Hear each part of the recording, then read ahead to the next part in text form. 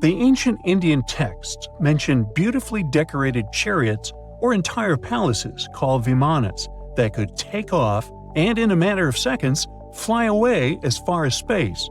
Some people believe these vimanas only existed in Indian mythology, but it's also possible that they were based on a real technology that had been lost over the centuries.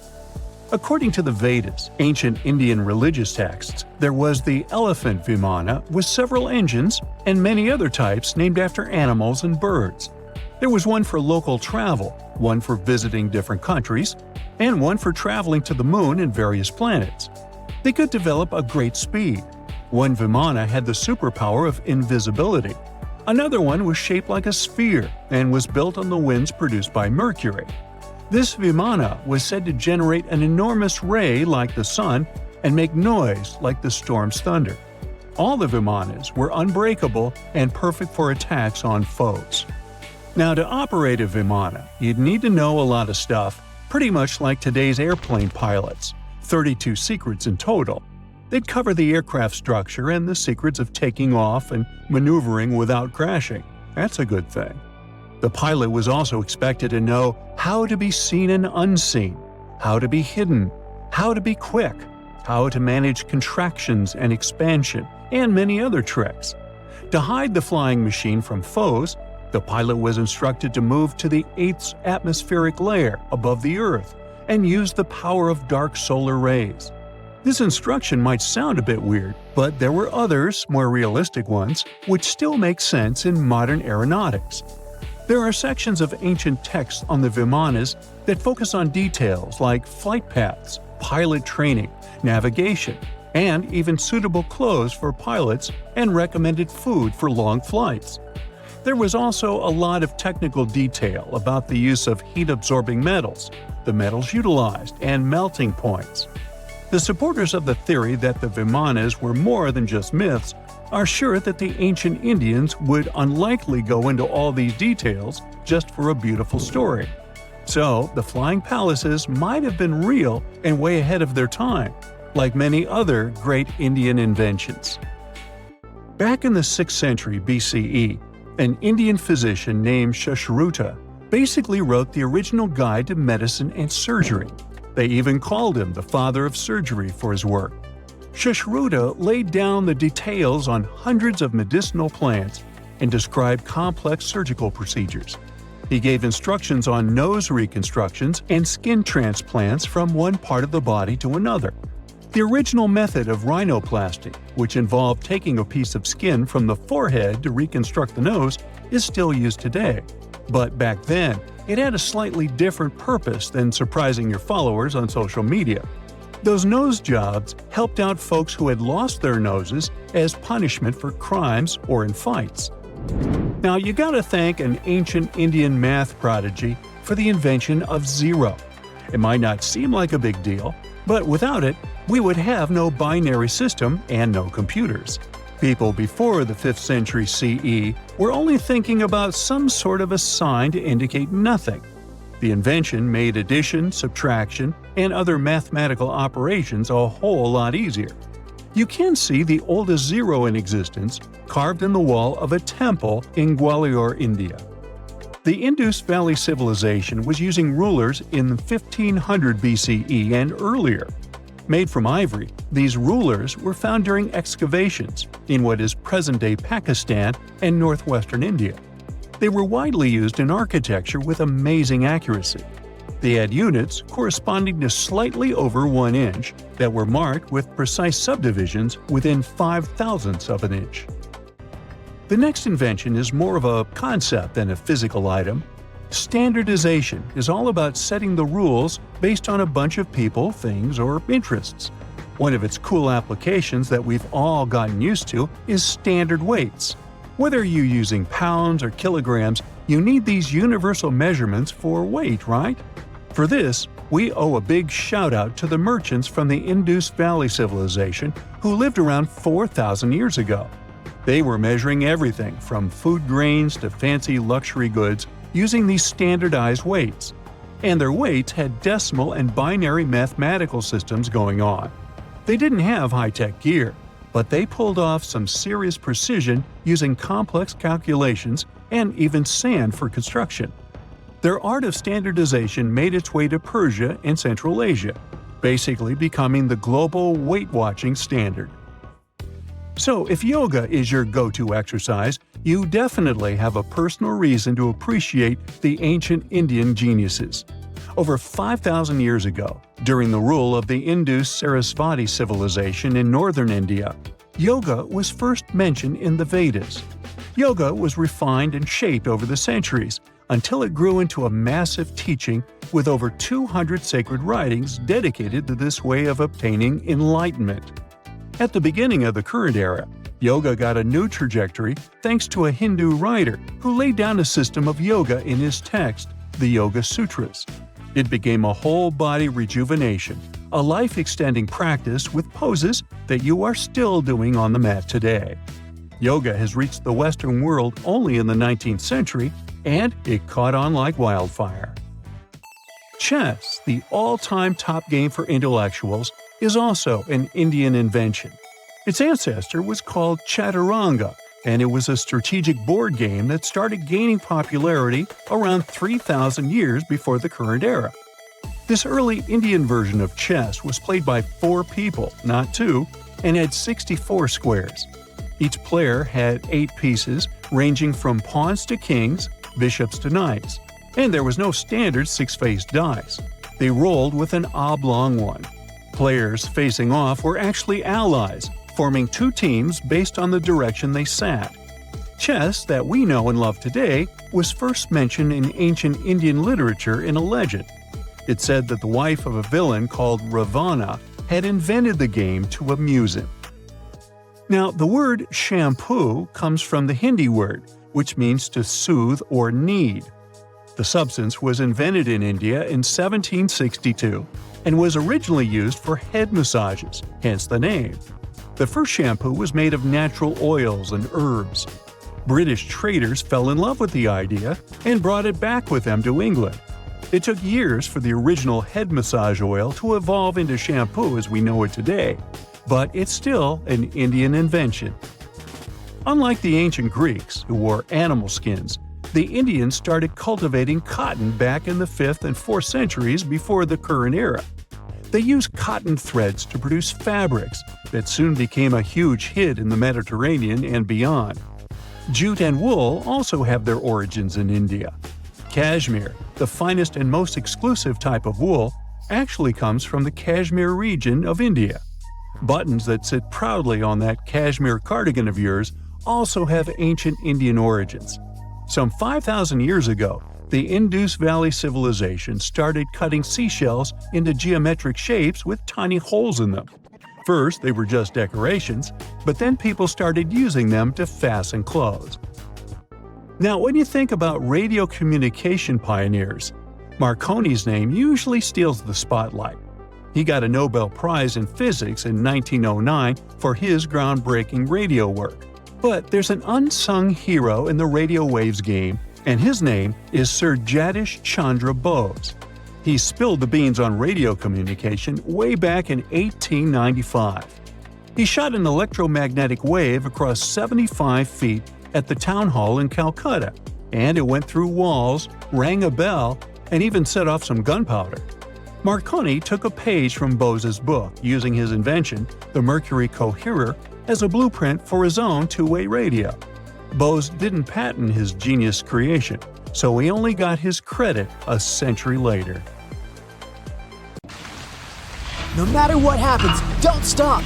We almost got it! 2 treasure seekers are digging frozen ground in a cornfield at night. It's raining hard, lightning is flashing, but these 2 guys keep working. And now the shovel hits something solid. No way! A treasure chest! They start digging faster and find a piece of a ship's engine. What the?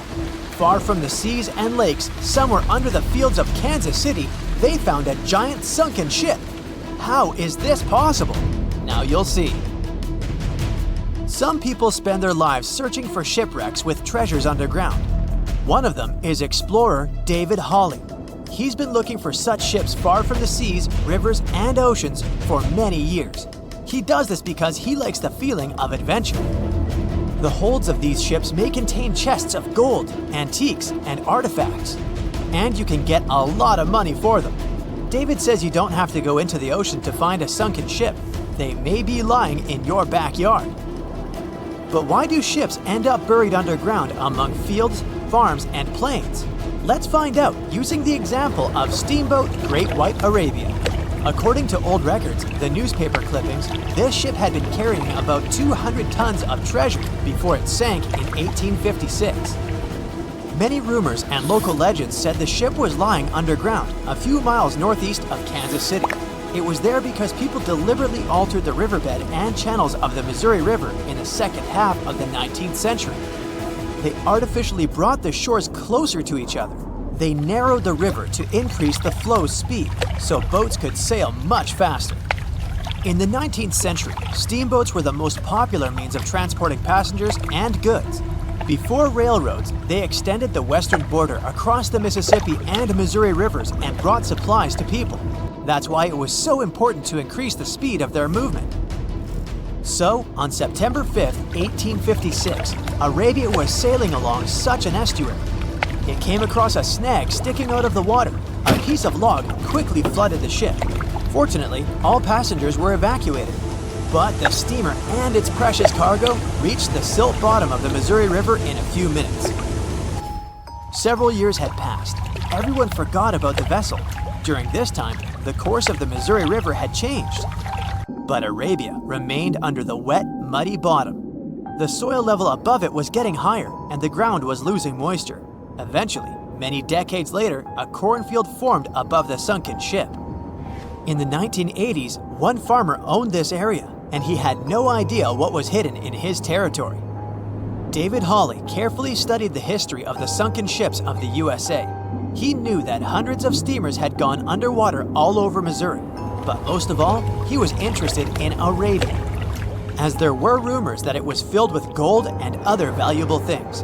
The territory of cornfields in Kansas was vast, but David Hawley knew how to search properly. In 1987, he started working. First, together with his brother and father, they collected all the clippings from old newspapers they could find. They were looking not only for information about the steamer, but also for maps of the Missouri River. They tracked its historical changes, checked the dates, and identified a large area where the steamer sank. Next, they used electromagnetic testing and other geological stuff to study the soil and find the right place.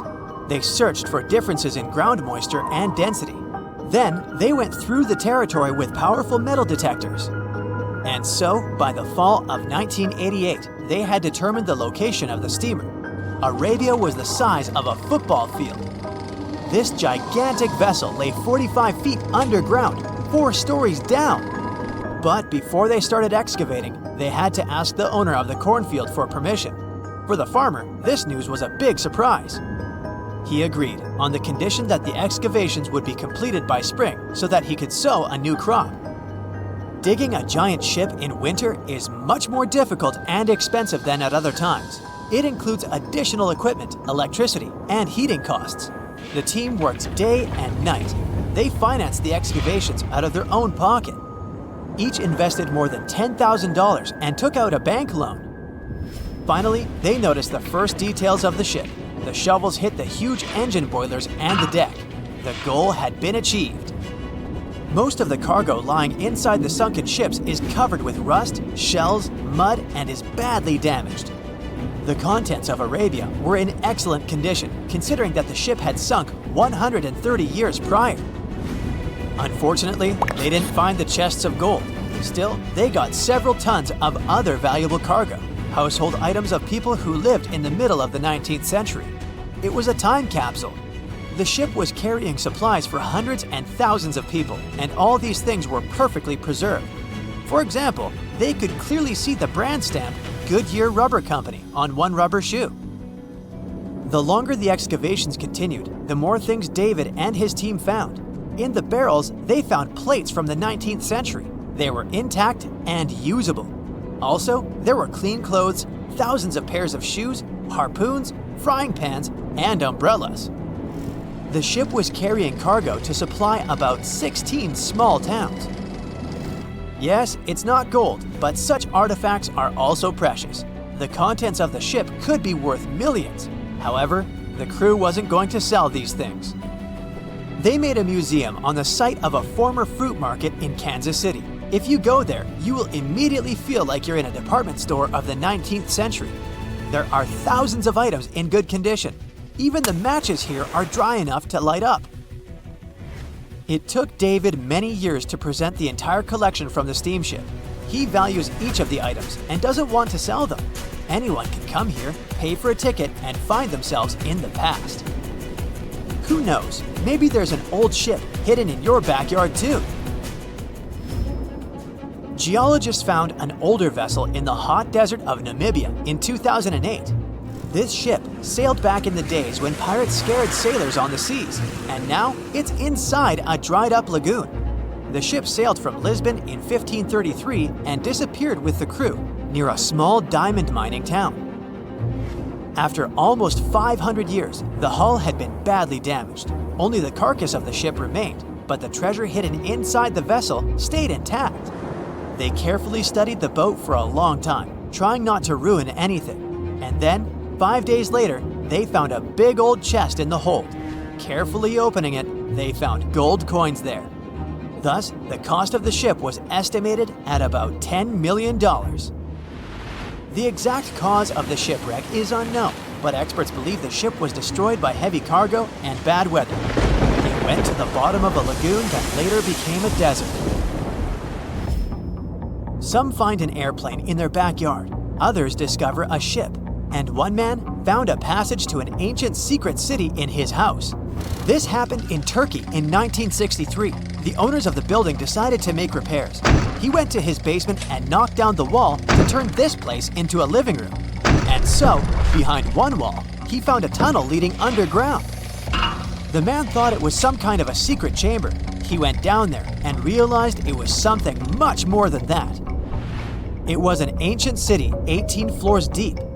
People built it in the years 780 to 1180 as a refuge from weather disasters and the invasion of enemies. This place also includes many underground tunnels that stretch for several miles in different directions. People could get to the town from different points using secret passages leading to these roads. The city can accommodate about 20,000 residents, livestock, and tons of food supplies. Archaeologists have also found a chapel, schools, stables, and public kitchens there.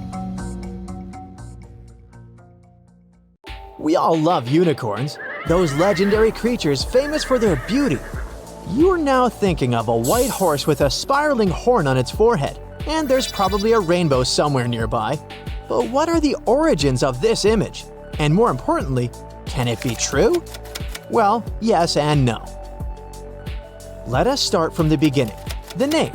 It comes from Latin. Unicorn translates as one horn. Today, there is one land animal that fits the bill, the rhinoceros. The Greek name for a unicorn is monoceros, which again means one horn. So it all fits neatly. But wait, isn't a unicorn a kind of horse? We need to call in science to resolve the issue. Scientists have discovered a skull of an animal that could have been the real unicorn and roamed the earth some 30,000 years ago. The animal resembled a huge, hairy rhinoceros, nothing like the image of a unicorn we have today. It was 2 times heavier than a giraffe, and its diet consisted of grass, a lot of grass.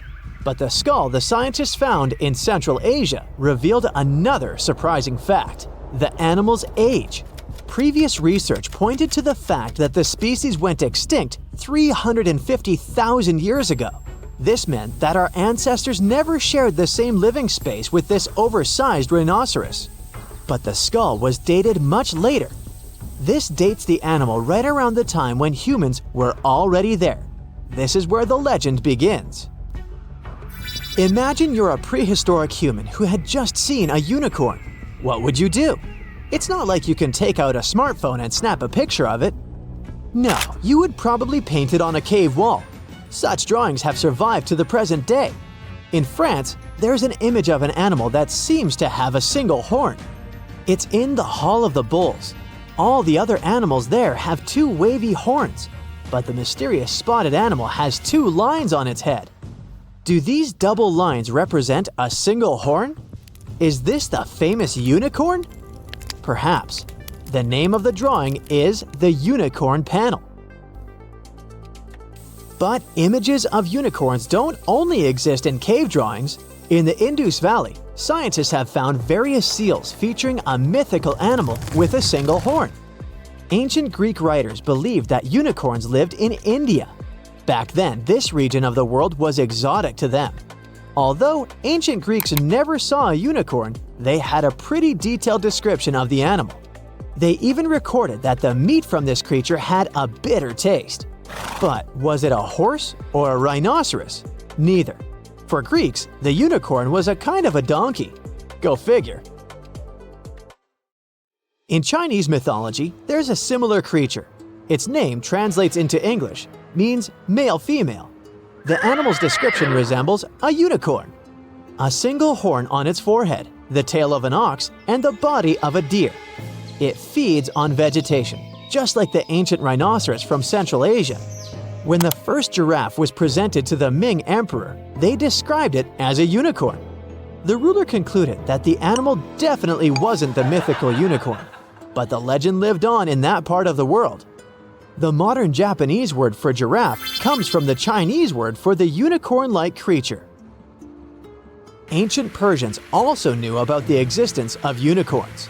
There's a picture of a unicorn in their capital city, but the fun part is that it has two large wings. Seems odd, but the Persians also never saw a unicorn in person. For them, like for the Greeks, it was a being that lived outside the known world. That's the reason why we're so fascinated by unicorns today.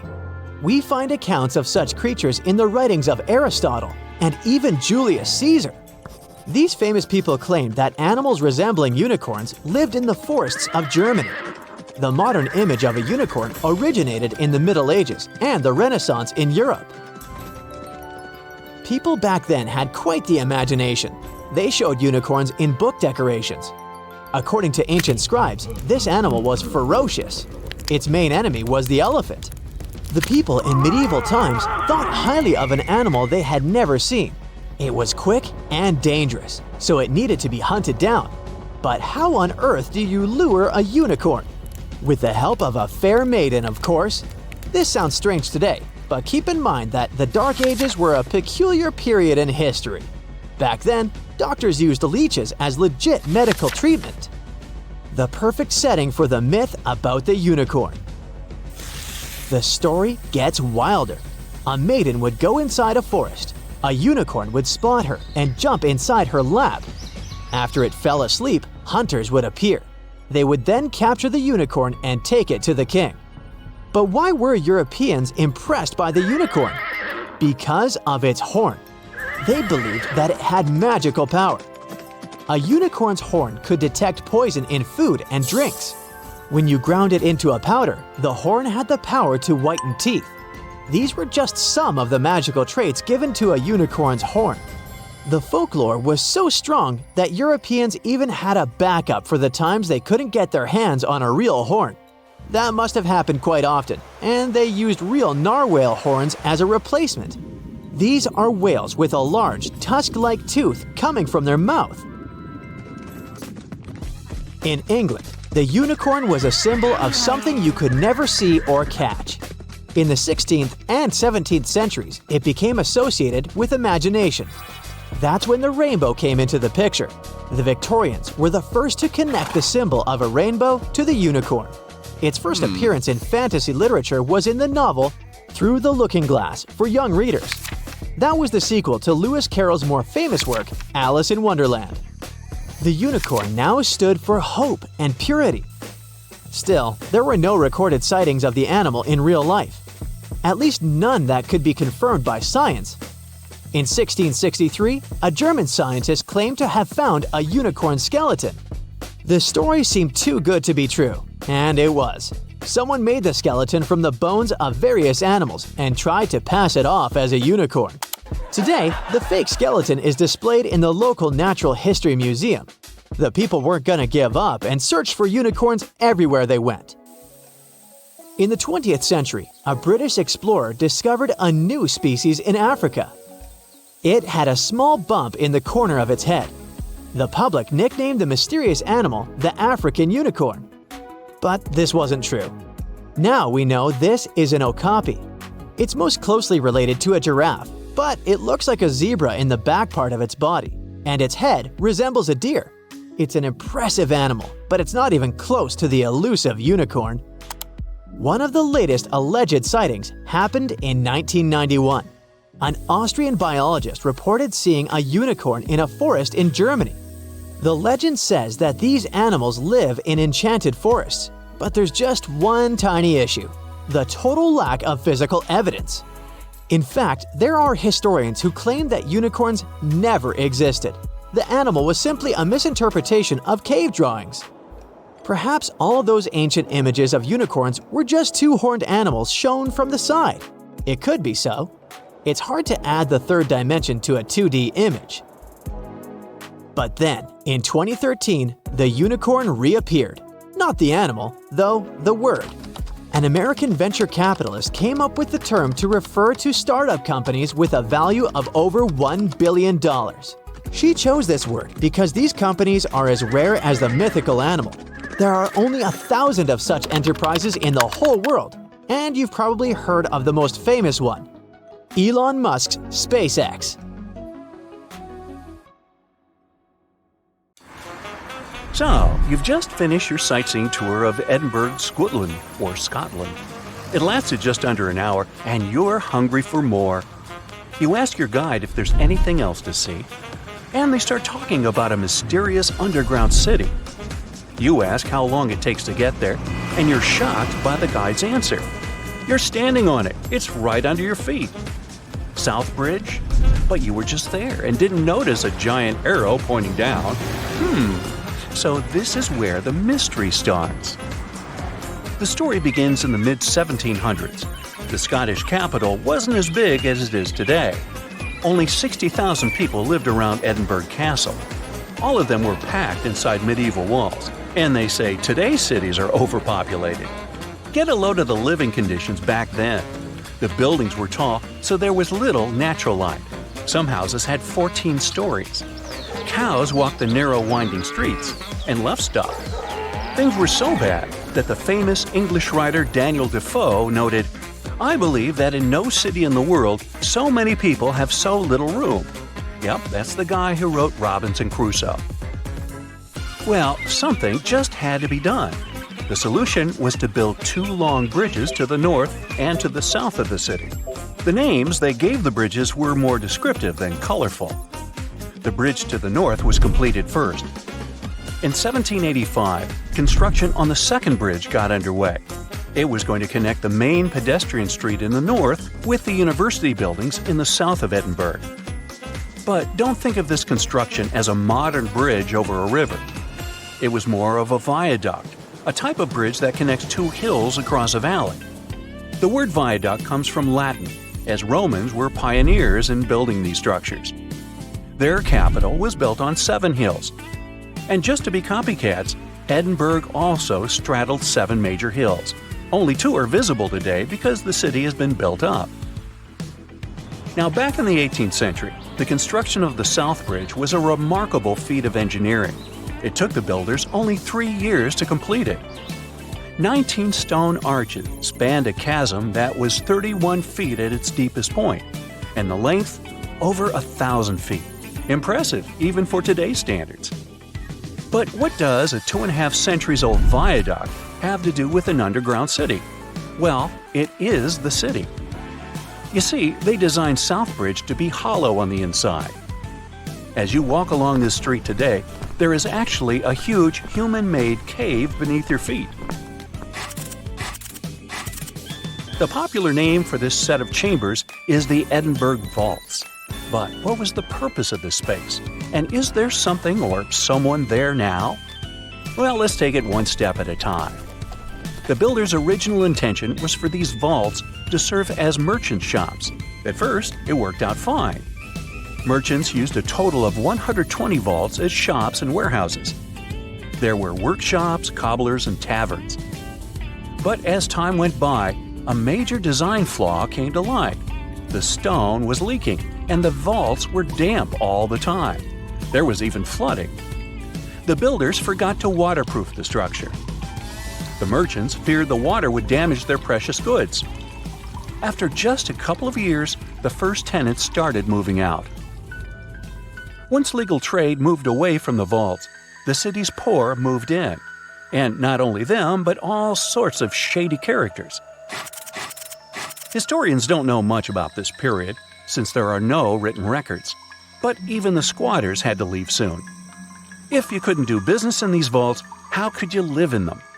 It was damp and cold, and there was no ventilation, sanitation, or natural light. It really stunk.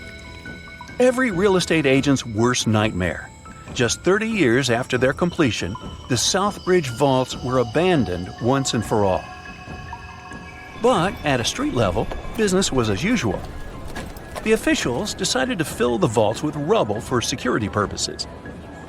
Buried and forgotten, the memory of a once teeming merchant quarter of Edinburgh slowly faded from people's minds. Now, this is where the story gets a bit weird. During the 1980s, a Scottish rugby player accidentally found a tunnel leading into the vaults. The athlete didn't waste any time and started excavating the vaults with the help of his son. Several tons of rubble, and a decade later, the South Bridge vaults have been restored to their former glory, so to speak. They were again dark and damp as they were back in the 1700s. There were many interesting finds in this underground city.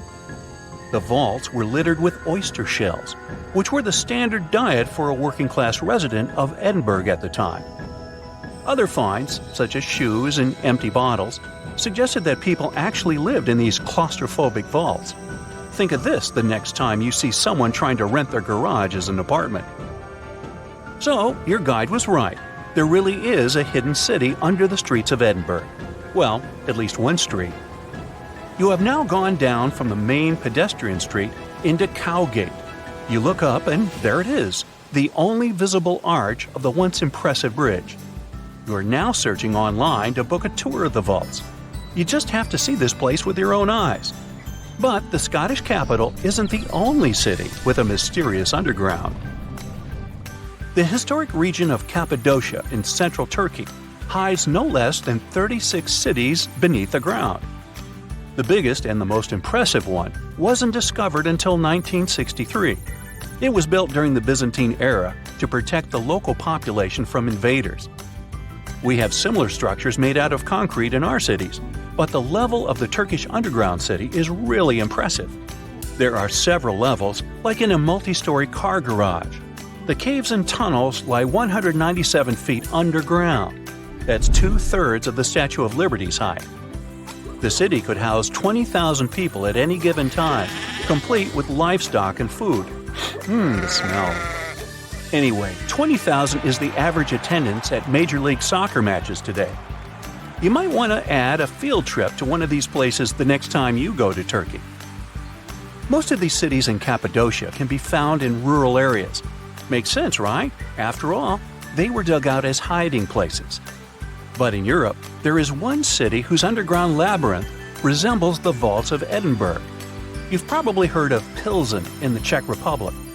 But hold on a second, this isn't going to be a story of the most famous local product. Something brewed, perhaps? It's the story of a medieval city that survived underneath the streets of Pilsen. Water wells, cellars, and passageways stretched for more than 12 miles. Merchants and craftspeople used Pilsen's historical underground for storage. Water, food, ice, you name it. The waterworks are pretty impressive. Historians estimate that 360 wells are located under Pilsen's historical town center. In times of instability, the passageways served as safe havens for the locals. They definitely didn't go thirsty down there. Today, most tourists visit these mysterious underground cities. But in Canada, there's one where people live and work. The construction of Montreal's underground city began in 1962. The initial idea was to shelter traffic.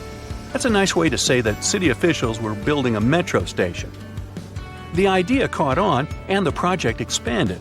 Now, it's a real-life urban maze hidden under the downtown area. Need a place to stay? There are hotels down there. Want to grab a bite? Step into one of the underground restaurants. Multiple shops, a library, cinemas, the list is long. There are even residential complexes. But how can people live under the ground? Simple. Although the city itself lies beneath the earth, the access points are at ground level. You can enter the 20-mile-long tunnel network at more than 120 places. Oh, that's another place down under. Oops, sorry, Australia. Let's play a little guessing game. I'm going to name the sites you have on your bucket list. Machu Picchu, the Colosseum, Petra, Taj Mahal. Did I get at least one of them right? I have to confess, I was just taking them off the list of the new 7 wonders of the world. It was officially finished in 2007 after a worldwide vote. What happened to the old list? Well, it was put together in the 2nd century BCE. And there is just one site currently still standing, the Pyramids of Giza. Pack your bags. We're going to Peru, the home of the mighty Machu Picchu. When it was first discovered in 1911, its explorer thought he had managed to find the lost city of the Inca. Several decades later, it turned out it wasn't the same city. Plus, there were still 3 farmer families living there, so it couldn't be really called lost and forgotten. No wonder they like it so much there. The stones making up the buildings are cut so precisely and sit together so tightly that you can't even insert a credit card between them. It has saved the city from some serious earthquakes, which are common here. The buildings just dance through all the shaking and then go back into place. And because of the way it's arranged, you can see the sun rise or set exactly behind the important peaks on important days for the Inca. More than half, 60% of all the construction in Machu Picchu was done underground, so you can't even see it. The best part is that there are still things to be discovered if you want to get your name inked in history. Our next stop is on the Yucatan Peninsula in Mexico. The mighty Chichen Itza sits here for well over 1,500 years. The structure has exactly 365 steps. You can count when you go next time if you don't trust me. The Maya, who built the whole thing, were really into astronomy. So it's not surprising they made as many steps as there are days in a year. Also, if you happen to be here during the spring or fall equinox, you'll notice the shadows the setting sun casts make it look like there's a snake going down the stairs. The feathered serpent was one of the main deities in ancient Mexico. Chichen Itza used to be a busy urban center. It had its ups and downs. And by the time the Spanish arrived, the 16th century, it had been mostly abandoned. The first photos we have from the spot are from the end of the 19th century. Looks like the terraced pyramid had a lot more vegetation on it back in 1892. The only source of fresh water in this dry climate is the cenotes, or water-filled sinkholes. There are 4 visible cenotes, and the temple pyramid most likely stands on top of one more. Archaeologists are looking for tunnels to enter it. To see our next wonder, you must be prepared to share it with around 15,000 others. That's how many people visit the statue of Christ the Redeemer every day. The statue sits above the Corcovado mountain and weighs roughly 635 tons. Must have been tricky to lift it all the way up there. Actually, it came in parts. A French sculptor, Paul Landowski, made several pieces of the future sculpture out of clay.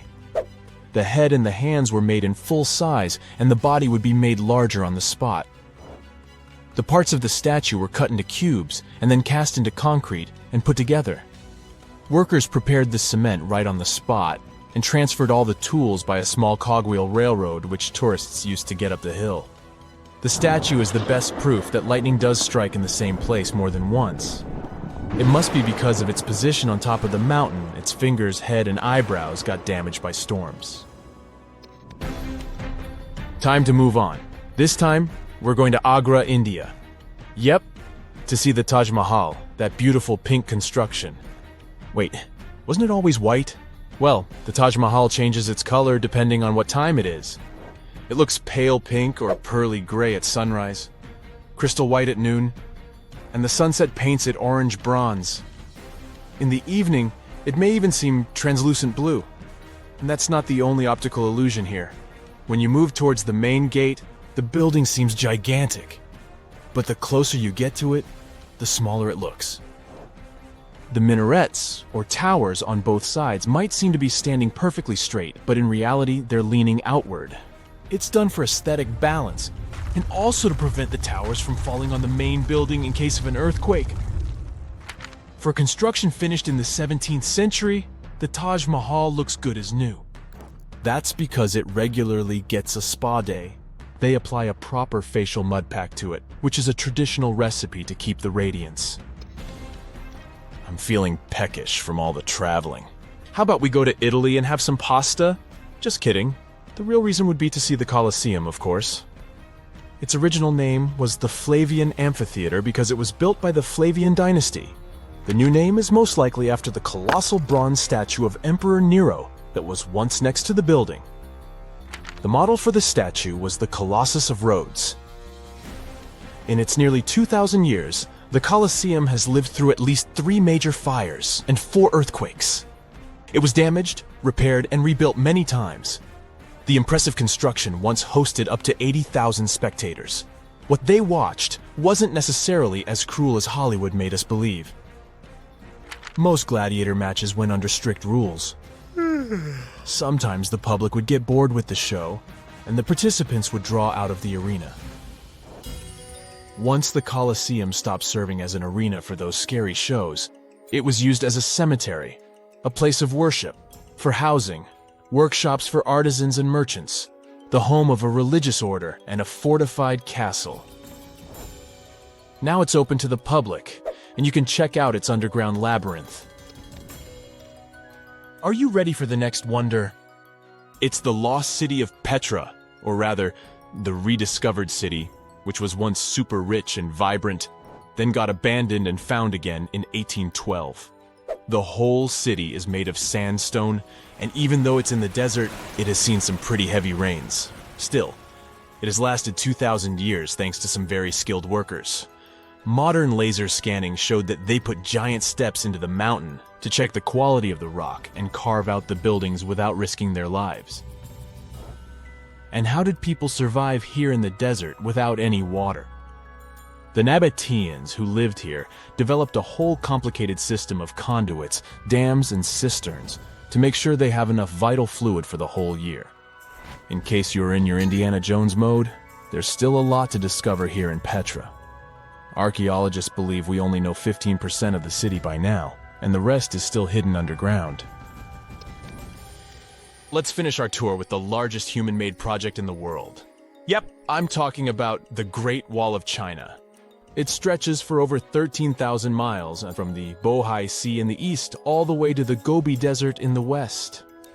But don't trust the popular myth. You won't really see the wall from the moon. It took over 2,000 years to finish, and a good amount of building materials, mostly bricks and cut stone blocks. Have you ever scratched your name on a tree or even worse, some famous place? No worries, I won't tell anyone. People who built the wall did the same. Some of the bricks, which are mostly from the Ming Dynasty, have some data like production location, brick household name, and the responsible officials. This was a form of quality control. If something happened to any of the bricks, it would be easy to find out who to blame for it. Summers in the Middle East get so hot that they change the landscape dramatically and make entire cities resurface from the past. That's what happened in 2018 when the city, built by a mysterious empire on the Tigris River, was finally released from its water trap. Archaeologists rushed to the location as they didn't want to miss a rare chance to excavate the site and learn more about the history of the place. They believe they've found the Bronze Age city Zakiku, founded over 3,000 years ago and fully submerged in the 1980s when a dam was built in its place. It used to be a busy hub for the Mitanni Empire for caravans on the popular trade route. It had water, which is a rarity in the area, and it was a guarantee for success. We know very little about the once powerful empire, as scientists haven't found any written chronicles in the excavated sites. That's why the archaeologists were thrilled to find an entire palace for the local ruler. Several years later, when the area became free from the water again, they found some fortifications to protect the city from foes. The highlight of their expedition was finding a huge public storehouse for trade goods and harvests, piles of wheat and barley, and imported metal and wood. Bread was the staple food for the locals, and they also loved big pots of vegetable soups and stews for lunch. Each household kept sheep, goats, cows, and pigs, so they had a steady source of milk and meat for special occasions. All the constructions found so far were built from bricks molded from mud. The walls that were underwater for over 40 years are so well preserved as if they went down yesterday. The royal palace stands out as it's larger than the other constructions, has thicker walls, and even pavements made of baked mud bricks that were sealed to be waterproof. The local king must have been in good relations with the emperor of the larger empire, of which Akiku was dependent. Traders who lived in the city collected wooden beams and took them to storehouses. The beams arrived down the Tigris River from the forests in the mountains in the north and east of Mesopotamia. Merchants came here to sell their goods and then crossed the Tigris on their way to the borderlands. Zakiku was thriving as a center of commerce for about 6 centuries until it was hit by a massive earthquake in 1350. Archaeologists found 5 ceramic vessels holding over 100 clay tablets made close after the earthquake. It's almost a miracle that small tablets of unfired clay managed to survive underwater for decades. People who created those must have carved notes on clay while it was still wet. They wrote about anything, from newly stored harvests to notes for other kingdoms. Then they would let the message dry in the sun. Scribes even had to learn a different language so that everyone outside the city could read it. Scientists believe the tablets they found used to be part of a private archive. They hope to decipher the notes to learn more about the history of Zakiku and the whole empire after the terrible earthquake. The damage to the buildings was so enormous that it was impossible to restore Zakiku to its former glory, and if there had been any survivors, they must have left the city. Several decades later, the Assyrians, who also lived in Mesopotamia, settled here. They built their houses on the ruins of the abandoned city and used whatever structures they could find from the previous residents as outer walls. But they stayed here only for 50 years, then decided to build a new capital on more fertile soil to make some good cash from agriculture. Archaeologists working in Zakiku had to halt excavations when the water levels went back up and covered the city. They sealed the ruins in tight-fitting plastic sheets and put stones and gravel on top. They hope it will help protect the priceless site from water erosion and prevent it from disappearing again. They realize how important water from the dam is for the region, but if it recedes again, they say they'll definitely continue the excavations. There was a bustling community in today's Taklamakan Desert in China around 1,600 years ago. It lived along the Nile River, which ran through the desert for miles and got its water from the melting snow in the mountains. After 3 years of work in the area, archaeologists and scientists managed to dig up 8 tombs in the desert. Thanks to the desert heat, the clothes and artifacts inside them were almost as good as new. The people who wore those must have lived in the ancient city of Naya. Naya used to be part of a prosperous kingdom at the heart of the Silk Road trading route and had a population of over 3,000 people. Then, desert sands went rogue and swallowed the city whole. Archaeologists only found the ruins of Nija in the early 20th century. Scientists from different countries have tried to solve its mysteries. It looks like the tombs discovered at the end of the 20th century belonged to the wealthy. There were some expensive items inside: a quiver and bow, metal arrowheads, gold earrings, and a glass bead necklace, a lacquer box with a comb, makeup, and a sewing kit in one of the tombs. There was also some silk of top quality, and even the bright colors like green and yellow haven't faded on it.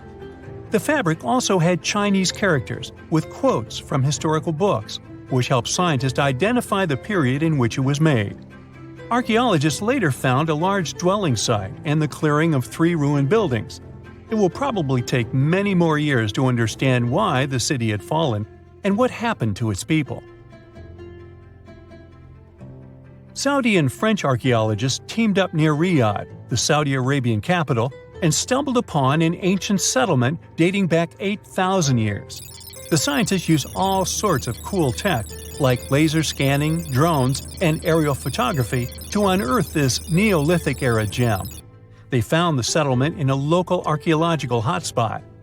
Among the treasures they uncovered were a stone temple, remnants of an altar, and over 2,000 graves. All these finds tell us about ancient practices and rituals.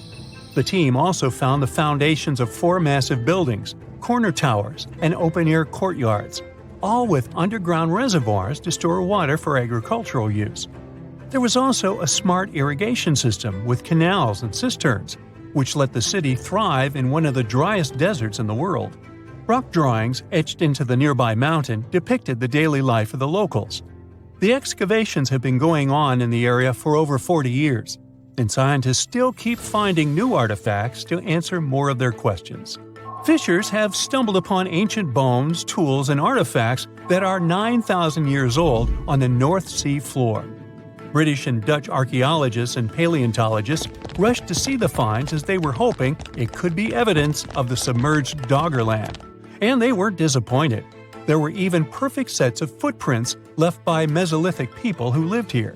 12,000 years ago, during the last major ice age, the British Isles weren't islands at all. There was a landmass made of many hills, marshlands, and dense forests that connected them to the European continent. That landmass was Doggerland, where a prehistoric hunter-gatherer society lived and thrived. But then, the sea level started going up at the speed of 3 to 6 feet a century as glaciers were slowly but surely melting. The locals had to move to areas that today belong to England and the Netherlands. Experts decided to learn more about the history of Doggerland, using data from oil companies working in the North Sea. So far, they've created digital models of what the area of 18,000 square miles might have looked like before it vanished beneath the waves. They still need to analyze samples of ancient insects and plants and the DNA of animals to get a full picture. A gruesome discovery took place in Egypt some years ago. You want to hear about it? 16 human hands, carefully buried in 4 eerie pits. They didn't look too much like human hands at first, since they were abnormally large, but they were. Weirdly, there were only right hands. No left hands were in sight. It turned out that it points to the practice of an ancient dark ritual. Old Egyptian art and tales talked of a ceremony where warriors would present the right hand of their adversaries as proof of victory and ask for gold in return. Egyptians believed in the afterlife, so cutting off someone's hand meant you cut off their power eternally. Guaranteeing this type of defeat was interesting to the winning party. Here, the fight was between Egyptians versus Hyksos, who lived in what was once known as Canaan. Egypt has always been the center of some history-changing findings, and some time ago, this papyrus was found. If we stretched it open, it would be just a tad bigger than the height of a skyscraper. The world's tiniest skyscraper, which is located in Wichita Falls, Texas. When humans didn't write on their notes app, they wrote on this thing, made from the medulla of a papyrus plant. Around 2,000 years ago, ancient Egyptians wrote something reminiscent of a book where they describe most of their funerary traditions and their visions of the afterlife. It's considered one of the most important texts from ancient Egypt and is still sold in bookstores to this day. This ancient manuscript was unearthed from a chamber located just south of the Pyramid of Djoser, located in Saqqara. Oh yes, Djoser is the oldest pyramid in Egypt and not the Giza pyramids like most people think. So recently, the site of Saqqara buzzed with excited archaeologists who probably found one of Egypt's oldest complete mummies. They believe that this beautiful and well-preserved mummy was that of a wealthy man. He was discovered in a deep shaft, covered in layers of gold leaves. There are many symbols that show he was an important and wealthy man, like the band he wore on his head, the bracelet on his chest, and the fact that he was embalmed with a tunic, which was reserved for Egypt's finest. The most exciting part of the entire discovery was finding the resting place sealed with mortar, just as the ancient Egyptians had left it 4,300 years ago. Now this may sound weird, But back in 2008, archaeologists discovered a missing pyramid. Now, it went missing because it deteriorated over the span of 4,000 years. Today, you can only see its base. It was a pretty important site back in ancient times. It is said that around the area of the pyramid, the ancients hosted a special type of ceremony where high priests would carry mummified remains of sacred bulls. Now, here's a fun fact. Ancient Egyptians believed that Apis bulls were earthly incarnations of the city deity of Memphis and was connected to rites of fertility. It wasn't just any Apis bull, though. They needed to be all black, with a single white mark between its horns and a bunch of very specific characteristics. They were selected by the local priests and honored until they passed away. After that, they were mummified and buried in underground galleries. Meanwhile, this missing pyramid sort of disappeared around the 1800s. It was a German archaeologist who first found it in the village of Saqqara. He called it the Headless Pyramid when he first found it. But then, years after the official discovery, the desert sand came along and covered the whole thing. There were some excavations between the 19th and 20th centuries, but they weren't too systematic. That's why scientists were so thrilled when they dug an entire pyramid's base after removing the 25-foot mound of sand that was covering it. Oh, and it turns out American archaeologists are excavating a cemetery in Egypt that could contain over 1 million mummified bodies. So far, archaeologists have dug around 1,700 mummies. One of the main differences from other classic Egyptian mummies is that these people weren't kings and pharaohs. They were commoners that most likely lived about 1,500 years ago, when Egypt was controlled by the Roman and Byzantine empires. The name of the cemetery is cool, though, the Way of the Water Buffalo, just in case you want to check it out on your next trip. Other than bulls and buffaloes, ancient Egyptians also liked baboons. Are you seeing a pattern here? In the beginning of the 20th century, archaeologists discovered a site filled with mummified baboons in a place called, guess what? The Valley of Monkeys. An animal wouldn't have been mummified if it wasn't considered important. Certain animals were more important than others, since they were linked to specific deities. Jackals were connected to Anubis, the ancient god of the afterlife, and cats were likened to the female deity Bastet. Baboons were a pretty big deal, since they were believed to be connected to Thoth, the deity of wisdom and advisor to Ra, one of Egypt's supreme deities. The archaeologists who studied these animals weren't too happy. They think these baboons were kept inside and were deprived of sunlight for most of their lives. They had extreme vitamin D deficiencies and they were poorly fed. Maybe Thoth got angry with these baboon keepers. Just a guess. Since there's never a boring day for archaeologists in Egypt, they also found human mummies with golden tongues. Since Egyptians were all about the afterlife, they believed that golden tongues might help a person speak once they pass to the other side. I mean, it's a long shot, but hey, why not? Some of these mummies were placed in wooden coffins with goods, such as necklaces, pottery, golden artifacts in the shape of lotus flowers and scarab beetles, and iPhones. Just kidding. A new temple was also unearthed recently in Egypt. Scientists believe it was dedicated to honor Zeus Cassios. That deity would be a cross between Zeus, the almighty Greek deity of the sky, and Mount Cassios. While digging around the Sinai Peninsula in Egypt, archaeologists spotted 2 pink granite columns poking out of the ground, and bingo. They believe these columns represented the temple's front gate and collapsed during an earthquake many years ago. And speaking of deities, there weren't only super serious deities. Recently, scientists unearthed a golden ring in a city south of Cairo. No, Frodo, it's not magical. It was a normal gold ring, but it had the depiction of the deity of fun, officially named Bes. This deity is often described in sacred texts as a happy chubby dwarf. Today, many tattoos we get are sorta deprived of any sense and are made of aesthetic purposes only. In ancient Egypt, though, women would get tattoos as a token of protection for childbirth. That's what scientists think, at least. Around the Nile region, scientists found some mummies that had well-preserved tattoos, which is a rarity since the skin deteriorates so easily. 2 of these women tattooed their lower backs, and the drawings were simple. They were mostly pictures, including that same chubby dwarf we just talked about, Bes. He also had a side hustle as the protector of women during childbirth. Now, would you believe me if I told you ancient Egyptians invented robots? No? Well, that's because that's not entirely true. Sure, they were astronomers, mathematicians, and engineers, and somehow they also squeezed an eccentric invention into that package – an automated deity some scientists called Hathor. This wooden statue had been in the Metropolitan Museum of Art for years before someone noticed its secret. With the help of an X-ray machine, specialists discovered a mechanical operating system inside it. The pulley-like axis goes from the statue's shoulder to her left leg.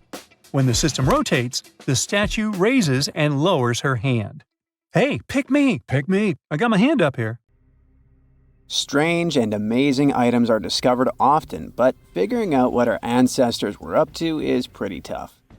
Especially when all you have are just some rusty cups and cave drawings. It's no surprise that even the experts in lab coats sometimes make mistakes. But it's not just about dusty plates and huge stones. Sometimes there's even humans with large heads. So grab your digging tools and let's travel back to ancient times to explore incredible societies that even scientists can't fully explain. Sardinia may look idyllic now, but I'm not gonna lie, I wouldn't fancy visiting it 3,000 years ago. Rumor has it, terrible giants roamed around this island back then. People even talk about finding human skeletons over 13 feet tall there, although nobody's ever shown anything to prove it. But the stories will make you wonder because some weird stuff has definitely happened. In 1974, over 5,000 pieces of broken stone artifacts were found in a part of the island called Monte Prama, but instead of being displayed in a museum, they were locked up in an underground vault for about 30 years.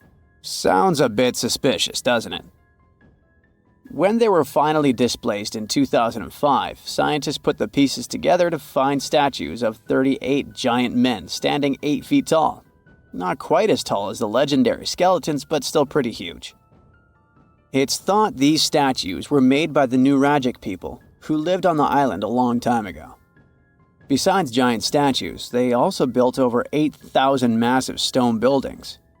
Perhaps Nuragic weren't giants themselves, but they definitely liked their things big. I do too. I like a big number of likes on our videos. That would be pretty great. Thank you if you liked this and subscribed. Now back to the video. You and I are pretty smart, but we might not be the smartest humans ever. Actually, we might not even be the smartest species. Since 1913, some skull fossils found in South Africa have hinted at a possibly smarter contender called Boskop Man. This human-like species might have lived as recently as 10,000 years ago. Their skull suggests they had really big heads, which means their brains could have been 30% bigger than ours. Wow! Their average IQ could have been around 149, making them among the smartest 0.05% of people today. But if a Boskop Brainiac was so much smarter, why are they not around and we are? Well, bigger isn't always better, you know. Our brains are a lot bigger than our ape relatives, mainly in the prefrontal cortex. This part helps with high-level tasks like making decisions, remembering things short-term, and being aware of ourselves. The parts of the brain that handle our senses and movements haven't really grown much. So, maybe the Boskops spent too much time dwelling on the past rather than doing practical things like hunting. But this is all just guessing. We really don't know what happened to these clever cousins of ours. Some people even argue that Boskops weren't any different from us, with the only evidence being parts of skulls. The jungle is huge. Did you know the Amazon rainforest is home to about 30% of all the world's plant and animal species? That's impressive. However, the history of one native species, humans, has long puzzled scientists. The mysterious Kasarabe people lived here for hundreds of years and then vanished around 1400 AD. People thought the Amazon only had a few scattered tribes, but recently we discovered big, unusual shapes in the ground called geoglyphs. These might look like simple shallow ditches, but they're actually the remains of a vast civilization that spread over 5,000 square miles and includes about 450 markings, some as wide as 1,300 feet. That's insane! They likely contained ceremonial buildings and could have hosted up to 1 million people as recently as 550 years ago. Thanks to new technology like LiDAR, which uses a safe laser to map the forest without harming it, we can explore deeper. In 2019, some scans showed miles of raised roads and pathways and even pyramids over 70 feet tall. They found 26 separate settlements, 2 of which were at least 250 acres each. Damn, that's like 330 soccer fields. It's not certain what happened to the Kasarabi people. Maybe European conquistadors drove them out. Maybe the most baffling ancient civilization is one we've never actually found a trace of. Yep, I'm talking about Atlantis, the grand city that supposedly sank into the ocean. The first mentions of Atlantis come from the ancient Greek philosopher Plato, who talked about a great city near the Strait of Gibraltar. But for ages, everyone just thought Plato made up Atlantis as a perfect version of his own Athens. So why, about 12,000 years after it supposedly vanished, do we still wonder if it might be real? Well, in the 19th century, U.S. Congressman Ignatius Donnelly wrote a book giving 13 reasons why he thought Atlantis was more than just a myth. Then, in 1965, some folks thought they actually found Atlantis when they discovered the Richat structure, a massive 25-mile-wide dome in Mauritania, Africa. It's so big that you can see the whole thing from space. 2 astronauts flying over the Sahara Desert spotted this giant eye staring back at them and thought they'd made the discovery of a lifetime. Unfortunately, there's no solid evidence linking this structure to Atlantis. It's believed to have formed from volcanic activity about 100 million years ago. But it does look suspicious, doesn't it? Still, we're no closer to knowing the truth. Imagine going back to about 3,300 BCE and finding yourself in South Asia. Welcome to the Harappan civilization. These people were way ahead of their time. They had cities like Harappa and Mohenjo-Daro, complete with baked brick houses, sophisticated drainage systems, and even public baths. This place might have had over 5 million people, making it one of the densest regions at the time. They also invented a system of standardized weights that was incredibly useful for traders. And trading they did. These people had connections stretching all the way to the Middle East, thanks to their great skills in metallurgy. They even had a form of ancient branding. The seals were used to stamp clay on trade goods. Despite being so advanced with a thriving urban life, there's a whole bunch of mystery shrouding their language and script. We've got bits and pieces of their writing, but no one's deciphered them yet, even with all the technology we have today. We also still don't know how exactly their society worked. It looks like they didn't flaunt their social status as much as other civilizations. No grand palaces or massive monuments. Instead, their largest buildings might have been granaries. They sure were practical. Unfortunately, all good things must come to an end. Around 1800 BCE, this bustling civilization started to decline, possibly due to shifts in river patterns. As the environment changed, the Harappans packed up, moving towards more hospitable lands. Ever heard of the Minotaur? The beast with a bull's head and a man's body, hunting the bravest travelers in a massive maze. Well, this wasn't just any old tale. It was one of the most popular dramas of the ancient world. And it was inspired by this place, the island of Crete. The Minoans lived here during the Bronze Age. They had stunning palaces, amazing frescoes, and a culture so rich it still fascinates historians to this day. They built places like Knossos, which was so complex with its multi-story buildings and elaborate hallways that it might have inspired the whole labyrinth myth. Their engineering was so ahead of its time that even their drainage systems were more advanced than what many of us have today. Let me know in the comments which of these stories you find the most fascinating, and thanks for watching. So, imagine you're 15 and you get bored of playing video games. Instead, to pass the time, you decide to give some attention to an old hobby of yours, tracking down lost Mayan cities. You've heard that some ancient civilizations are said to have built entire cities based on constellations, so you decide to check out whether that was true for the Mayans. You find a book containing all the constellations the Mayan civilization believed to exist. You open good old Google Maps and map every ancient Mayan city discovered to date. You start seeing that this information actually matches. And truly, the biggest ancient Mayan cities correspond to the brightest and biggest stars of the Mayan constellations. Okay, this is getting interesting. You manage to map out over 100 ancient cities when you suddenly notice something strange. There's an area in the Yucatan Peninsula in Mexico where archaeologists have unearthed 2 Mayan cities.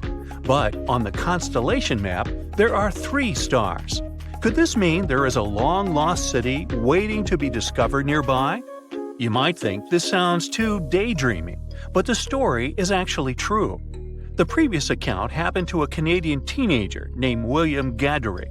The boy is known as a science genius and had even won an award for the constellation theory we presented just now. When he noticed that a 3rd city was missing from the 23rd constellation he was examining, he began to scour the internet for satellite pictures that could help him solve this mystery. He looked into images from NASA, JAXA, a Japan-based satellite company, and Google Earth. These images were still insufficient to answer his questions, so he reached out to a friend inside the Canadian Space Agency. His friend provided him with state-of-the-art satellite imagery that gave him the answer he was looking for. According to the images, there is a large square area right on the border of Mexico and Belize, which looks like the remains of a city. William took the images to a remote sensing expert known as Dr. Armand Larocque from the University of New Brunswick. They studied the images thoroughly and concluded that the area could be housing 30 buildings and even a large pyramid. The scientific and archaeological community went crazy with the 15-year-old's discovery. Could this really be true? Some background. Lost Mayan cities began to be unearthed in the mid-20th century. Since then, ruins from cities such as Tikal, Palenque, and Uxmal have been rediscovered. The Mayans were one of the biggest pre-Columbian civilizations living in the Americas. They began to settle in the area as early as 1500 BCE. Experts believe that, at its height, the Mayan civilization consisted of over 40 cities, with a population of millions of people. That's a crowd. And their cities were pretty interesting. Their civilization spanned over Mexico's Yucatan Peninsula, Guatemala, and Belize. They survived mainly on agriculture, so they developed a complex irrigation system in most of their cities. They built a series of ceremonial buildings, pyramids, plazas, and even courts for ball games. The Mayans were keen pyramid builders, but they also developed an advanced astronomical system. With whatever ancient technology they had, they were able to predict the exact location of planets, such as Venus and Mars, and they were able to predict the exact dates of eclipses. That's why the methodology William used to discover this long-lost Mayan city was unusual, but not completely surreal. The Mayans were keen astronomers, so it wouldn't be too strange that they built their major architectural feats in relation to the sky, would it? And they wouldn't be the first ones to be doing so. There is a famous fringe of Egyptology dedicated to studying how the Giza pyramids were built in perfect alignment with the Orion constellation, meaning that each pyramid was purposely built to align with one of the major stars of Orion's belt. According to William, he first had the idea to look at the Mayan constellations because he couldn't understand why the Mayans built their cities where they built them. Most major cities, such as Chichen Itza and Uxmal, aren't near any rivers or significant bodies of water. Instead, they're built on marginal lands and on top of mountains, which confused the 15-year-old. His next thought was that it might have something to do with astronomy. William named the new city he discovered Mouth of Fire, which is also my nickname, and he even won a merit award for his hard work. However, his theory was very much contested inside the archaeological community, and many Mayan experts worked to debunk William's findings. Some archaeologists say that constellation theories are too unscientific. Anthony Aveni, a renowned anthropologist and astronomer, referred to Williams' methodology as an act of creative imagination. He explained that there is no way to be sure what the Mayan constellations really were. It's all just hypothetical. Another debunking of Williams' findings came from Mayanist David Stewart, who said that the object identified on the satellite imagery is nothing but an old cornfield. His claim was supported by an expedition that took place near the area in 2021, when the archaeologists present reported there was nothing at all in this area. Still, a 15-year-old boy almost found a long-lost Mayan city, which is pretty exciting if you ask me. Similar techniques as those used by William are actually being used to unearth lost civilizations all over the world. According to space archaeologist Sarah Parquet, satellite imagery has been a key player in discovering ancient cities in Egypt and other places. Sarah herself spends most of her days scouring images for any sign of where there could have been cities long ago. What happens, she says, is that any time you have something buried, it's going to be covered either by vegetation, soil or sand, or some other modern construction on top of it. In order to assess whether there is something hidden under large canopies of vegetation or not, she uses infrared technology, for instance. A major recent discovery in Brazil was done in a similar way. Satellite imagery detected a network of trenches dating back to 200 to 1200 CE. These suggest settlements that could have supported around 60,000 people. But in this case, the satellite imagery did indeed correspond to what was on the ground. Researchers from the University of Florida found several mounds that were accompanied by ditches and geoglyphs. Archaeologists also found remnants of carefully designed walls, centered around plazas, much like the type of construction done by the ancient Mayans. Advances in satellite tech have also shed new light on long-discovered ancient Mayan cities, such as Tikal. Located in the heart of the Guatemalan jungle, Tikal is believed to have been the capital of the ancient Mayan Empire. At its height, it was comparable in importance to cities such as London or New York in today's world. It was composed of a series of complex monuments, many of them believed to have been the resting places of kings and chiefs. Tikal is already known to have been big, but recent discoveries show it could have been even 3 times larger than what scientists originally believed. The main discovery revolves around a fortification on the outskirts of the city, indicating how far the original city stretched. And new discoveries still take place. In 2017, researchers also unearthed new clues regarding the potential causes of the decline of the Mayan civilization. Using data from a site in Sinkhole, located 62 miles southwest of Tikal, scientists analyzed radiocarbon data from ceramics and archaeological excavations to extract new information about the sudden demise of this great civilization. The information shows that, instead of a sudden collapse, the Mayans most likely collapsed in waves of social instability and political crises. These events are believed to have deteriorated Mayan city centers and began causing the dispersion of the Mayan population. Well, it seems like it's a prime time to uncover ancient ruins. What do you say? Will you give it a try as well? Imagine you are walking to your car in the morning, but there is a problem. Your vehicle is not sitting neatly by the side of the road. Its rear end is sticking out of a gaping hole.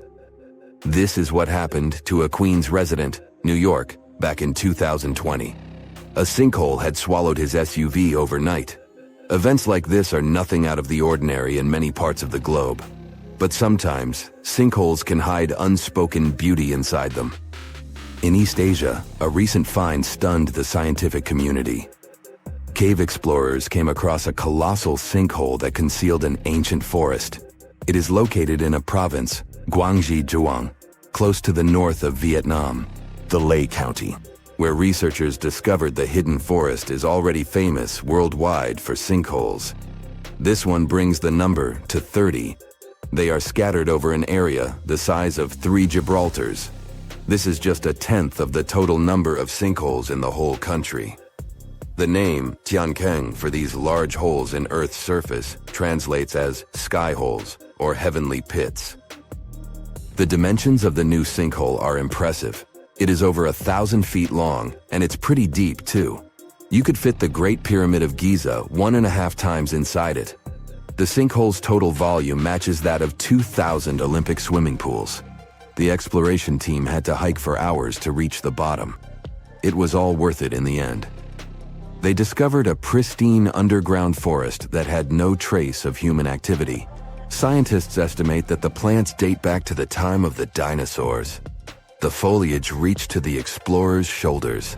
Some trees were 2 times taller than the Hollywood sign. This discovery was amazing, but not entirely unexpected. Geologists were familiar with this type of landscape. In this part of East Asia, karst topography is pretty common. The word is Slavic in origin. Since the late 19th century, geologists have been using it to describe barren limestone regions. This type of landscape features fissures in the ground, caves, underground streams, and, of course, sinkholes. Karst forms in parts of the world with heavy rainfall. The water dissolves materials such as limestone or dolomite. This creates a scenery that many people describe as wild beauty. Karst terrains have a practical purpose as well. They are ideal for storing water that humans can drink. Around 700 million people around the world use these karst aquifers as their primary water source. In the United States alone, 40% of the groundwater used for drinking comes from them. Springs of Florida and the Mammoth Cave in Kentucky are just some of the most famous karst areas. Geologists classify around 1/5 of the U.S. land surface as karst. This type of terrain exists on other continents as well, in the Caribbean, Europe, Australia, and Asia. Due to local differences in climate and geology, karst doesn't appear the same everywhere. In the Spanish province of Malaga, the landscape consists of barren rock. This is what the karst regions of Italy, Slovenia, and Montenegro also look like. In East Asia, the landscape over the karst is green. This is because of the humid tropical climate. Sinkholes and cave entrances are usually hidden behind lush vegetation. The region's unique appearance got it inscribed on the UNESCO's World Heritage List in 2007. The world's second most populous country is home to 2/3 of the planet's natural occurring sinkholes, tiankengs. They start to form when rainwater seeps into cracks in the limestone. Over time, the gaps widen as more and more material is washed away. At one point, the ground above the limestone becomes unstable. The end result is the collapse of the surface layer. This happens suddenly and without prior warning signs. Once a hole forms in the ground, water starts filling it up. Another way for a sinkhole to form is the existence of an underground cave. Its roof can collapse. The shape of such sinkholes resembles a funnel. It is wider at the opening on the top and narrower near the bottom of the pool. The most famous of these sinkholes are cenotes. They occur naturally on the Yucatan Peninsula in Mexico. The region is home to more than 2,000 cenotes. They are all former caves whose roofs had collapsed at some point in time, and they are filled with fresh water. The local people have been using them as water sources for thousands of years. The ancient Mayas gave them mystical symbolism. For them, the cenotes were passageways to the other world. In reality, they are just a feature of karst terrain. Sinkholes that form in regions with abundant rainfall and limestone beneath the surface soil. The depth of a sinkhole can vary significantly. The smallest are barely 3 feet deep. When it fills up with water, it turns into a pond. A large lake can form in the place of a large sinkhole. One example is the Red Lake in Croatia. The most impressive thing about it are the steep cliffs that rise above the lake. They are nearly 800 feet tall. The world's biggest and deepest sinkhole, Zhaoshai Tiankeng, lies in the vicinity of the Yangtze River. The outside world discovered it only in 1994. The hole is so deep that you could stack up 7 statues of liberty inside it. During the rainy season, a waterfall cascades from the pit's mouth into a cave system at the bottom. But not all sinkholes fill up with water.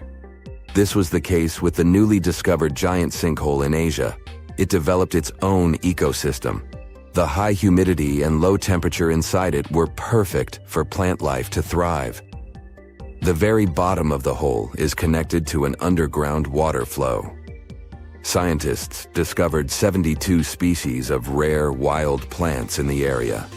They are in danger of disappearing on the surface. But inside the sinkhole, they have found the perfect conditions for growth. The enormous opening in the ground is essentially a wildlife refuge. This was confirmed in 2021.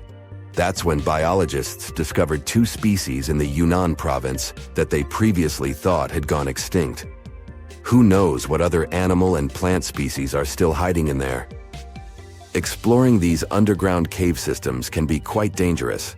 They are often home to venomous snakes and mosquitoes. Even descending into a sinkhole is perilous. The cliffs are steep and stones are often very sharp.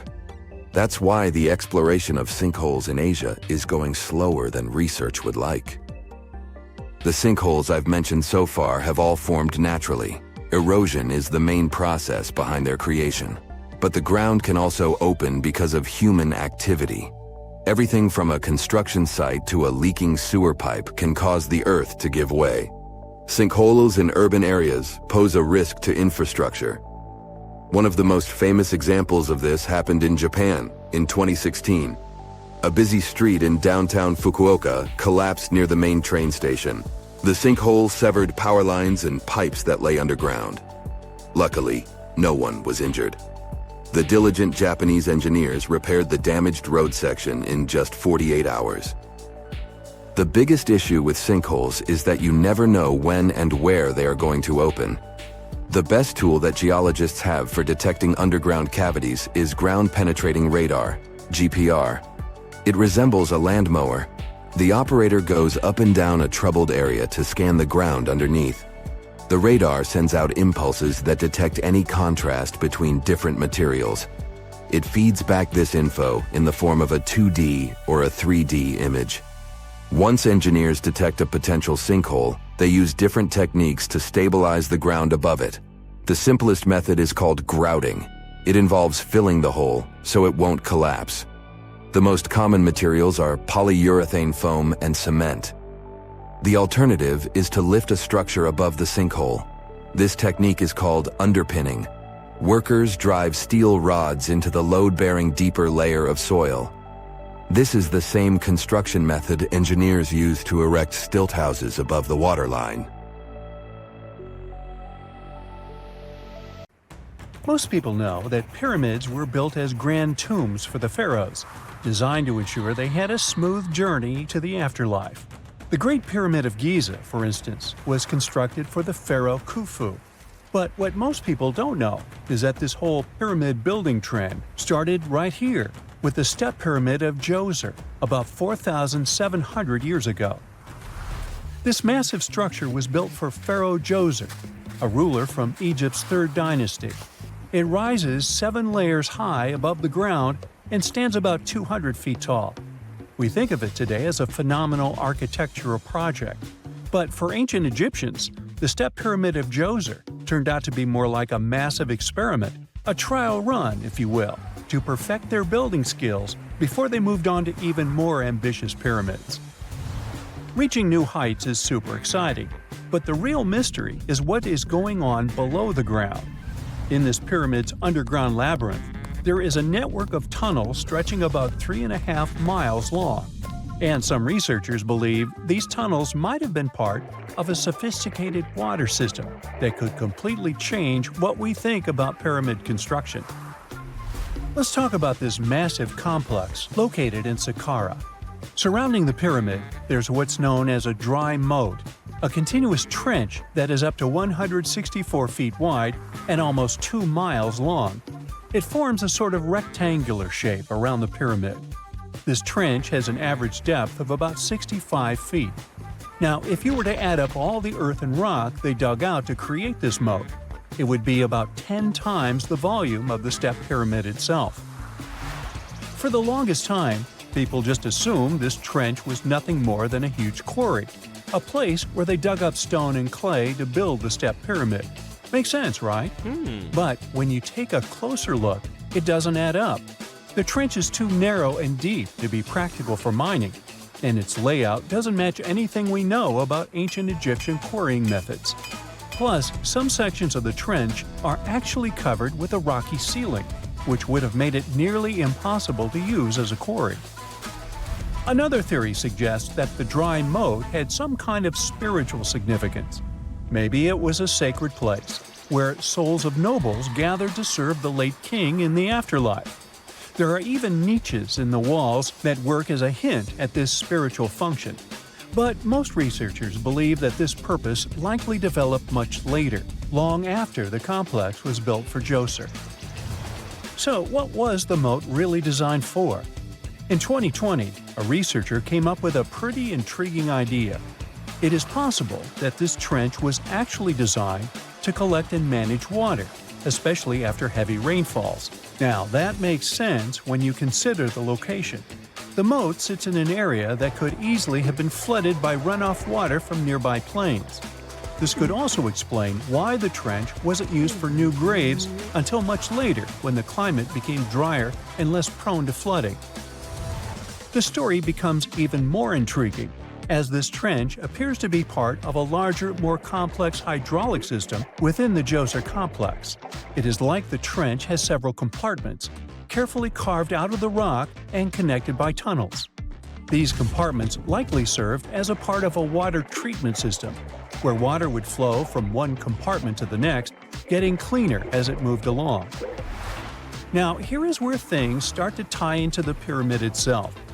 The Djoser complex has a series of underground shafts, and some researchers think that water from the moat's deep trench might have been used to power a hydraulic lift system, and this giant water-powered elevator could have been used to raise the heavy stones needed to build the pyramid. It worked like a volcano, but instead of lava, water did the heavy lifting. Imagine a big deep hole in the ground at the center of the pyramid site. Inside this hole, there was a huge wooden platform, kind of like a giant raft that could move up and down. When the workers wanted to lift a heavy stone, they would fill the hole with water. As the water rose, the wooden platform started to float up, carrying the stone with it, almost like a giant water-powered elevator. When the stone reached the right height, the workers slid it off the platform and onto the pyramid. The idea is that water from the deep trench, after being cleaned and filtered, would flow into these shafts. A massive float, possibly made of wood, would then rise as the water filled the shaft, lifting the stones up to where they were needed for construction. Once the stone was in place, they'd let the water out, lowering the platform back down to the bottom, ready to lift the next stone. This fancy hydraulic lift system could have been a game changer, making the whole building process a lot faster and more efficient without using a lot of workforce. It is like the ancient Egyptians were already embracing the whole idea of work smarter, not harder. But of course, not everyone is on board with this theory. Some experts argue that the area where the step pyramid of Djoser was built couldn't have held enough water from occasional rains to maintain such a fancy hydraulic system. The main theory suggests that, in the past, there might have been some kind of lake nearby that would have filled up after a period of rain, and this lake could have supplied water to the complex's hydraulic system. But there is no mention of such a lake in any ancient Egyptian writings, so it might be more of a what-if situation than a reality. And then there's the issue of the hard work itself. Remember when I said this method could have allowed the ancient builders to raise stones with far less effort? Well, that might not be entirely true. According to some experts, just building this hydraulic device would have required a lot more heavy work than simply moving the stone blocks using good old-fashioned manpower. And let's not forget, the step pyramid of Djoser is like a baby pyramid compared to those that came later. The stones used for Djoser's pyramid weighed, on average, about 660 pounds each, which is nothing compared to the more than 2.5-ton blocks used later for the pyramid of Chephren. If this cool water lift theory gets completely ruled out, we still need to explain how this pyramid was built in the first place. To answer that, we need to rewind a bit and talk about the original plans. See, before Djoser's tomb became a pyramid, the idea was to construct a simple mastaba. This type of tomb was pretty common in earlier periods, a flat-roofed, rectangular structure with sloping sides. But after the original mastaba was finished, they decided to expand it a bit by adding more layers on top.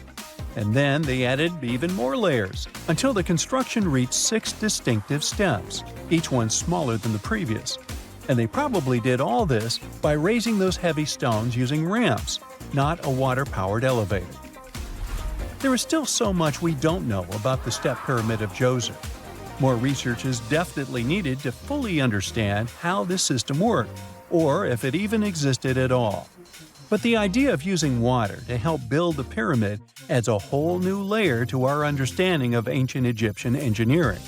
It's a powerful reminder of just how clever and resourceful those builders were, using the natural landscape and the power of water to create one of the most iconic monuments in history.